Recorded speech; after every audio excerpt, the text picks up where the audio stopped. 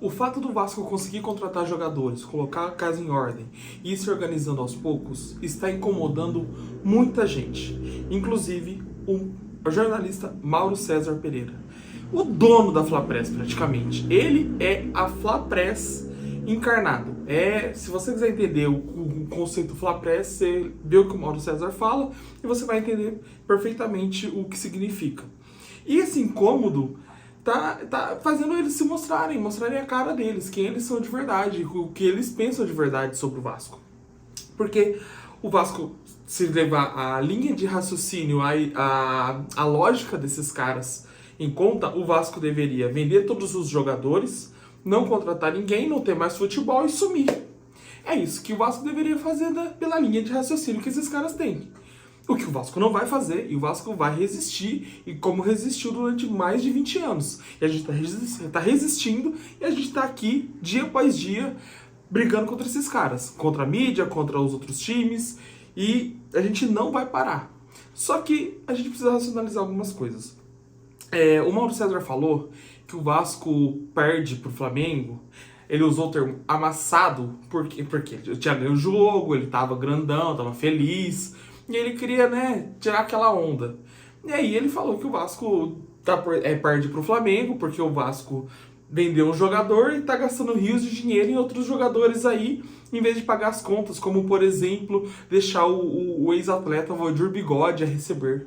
Cara, a recuperação judicial do Vasco foi aprovada por 97% dos credores. Se os credores aprovaram, não tem por que outras pessoas quererem dar pitaco e falar. Se o cara achou que tava bom pra ele, tá bom. O Vasco fez todo o trabalho para mostrar a saúde financeira, qual é o plano de recuperação, tudo que vai fazer, todos os passos que o Vasco dá. Tem que falar pra justiça, a justiça sabe. Então assim, se o Vasco estivesse gastando dinheiro além do que pode, a justiça teria barrado o Vasco. Falou, não, você tem que pagar seus credores, você tem que ter responsabilidade. Ou seja, se a justiça não está falando isso, é porque quer dizer que o Vasco está sendo responsável. Então, se o Vasco está sendo responsável numa linha de trabalho, de evolução de pagamento de dívidas, de contratações pontuais, claro, teve que investir em jogador, investiu. Que bom que conseguiu investir em jogador. Assim, o Vasco tem um time melhor, tem luta mais, vai ter mais premiações, etc. Assim vai conseguir pagar até os credores com mais tranquilidade. Agora, aí vem o Mauro César falar que o Vasco não pode fazer isso. Aí vem aquele cara do Sports Markets Maker, aquele podcast lá, pra querer falar que o Vasco tá errado, que não sei o quê. Mas assim, eu não tô vendo o que o Vasco tá fazendo de errado. O Vasco não tá gastando dinheiro que não tem. O Vasco está fazendo o plano que ele traçou junto com a justiça para fazer a recuperação judicial. E se ele tá seguindo essa linha de raciocínio, eu tô tentando entender até agora onde tá o erro nisso. E eu não identifiquei o erro nisso, eu não consegui saber. Eu quero ver o balanço do Vasco, acho que vai sair em março a data de sair, quero ver. Eu quero ver as finanças, claro, com certeza eu quero ver. Eu vou trazer aqui no canal pra gente poder destrinchar as finanças juntos. Agora, esse alarmismo, falando, é por isso que o Vasco não ganha, é por isso que o Vasco perde, é por isso que o Vasco vai acabar. Cara, tá todo um trabalho feito em cima disso. O Vasco aliviou da folha. Saiu um monte de jogador. Maxime, Verrete, Ryan. O Vasco deve ter economizado uns 5 milhões de reais por mês de folha de pagamento com esses jogadores que saíram. E isso ninguém leva em conta. E aí o Vasco compra um jogador parcelado. O Vasco tem um salário menor. Inclusive, pelo que estão falando, o salário do Inestrosa é 500 mil reais. O salário do Verrete era 1 milhão. O do Ryan era 1,5 milhão. Então, assim, sabe, o que tá de errado que o Vasco tá fazendo? O Vasco tá tendo uma folha salarial mais barata do que o ano passado. O Vasco tá tirando dinheiro para investir, claro, tá pegando dinheiro que tem lá e ligando com as premiações, sim, pegou um empréstimo, mas que também estava dentro do plano da recuperação judicial. Agora, não pode mais. Então vamos fazer o seguinte, vamos dar o que eles querem. Vamos vender todo mundo, vende todos os jogadores, pega todo o dinheiro, paga as dívidas e vende São Januário pra pagar credor, vende tudo, paga, e aí fecha o clube e aí deixa os caras lá.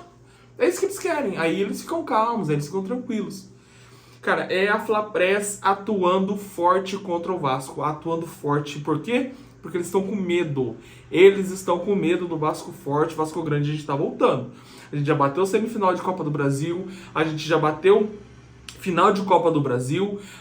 O Vasco tá voltando. A gente deu um chapéu no Boca Juniors numa contratação. A gente tá brigando com o Flamengo ainda não. Claro, os caras estão pagando 45 milhões de euros numa contratação, a gente não, nem com o Palmeiras. Mas com os outros times, a gente tá brigando por contratação sim. A gente contrata jogadores que eles também querem e os jogadores estão vindo pro Vasco. Isso é uma sinalização de força enorme pro Vasco, enorme. E esses caras estão sofrendo, estão tremendo de medo do Vasco voltar a ser grande. E o Vasco tá voltando. A gente tá voltando e tá voltando com tudo. Se você ficou até aqui, meu muito obrigado. Se você gostou dessa análise, eu peço que você deixe seu comentário, diga o que você achou, se você concorda, se você discorda, o que você, se você concorda com essa linha de raciocínio do Vasco, com o que o Vasco tá executando na recuperação judicial, se o Vasco deveria gastar menos ou se o Vasco deveria investir mais. Eu quero te ouvir, eu quero saber de você, e aqui é um lugar pra gente trocar ideia, pra gente conversar. Então, sinta-se à vontade para comentar aí, para deixar seu pitaco. Aqui é quase um bar, cara. É para todo mundo falar, entendeu? Então, deixa seu comentário aí, deixa seu pitaco. Tamo junto, muito obrigado, valeu.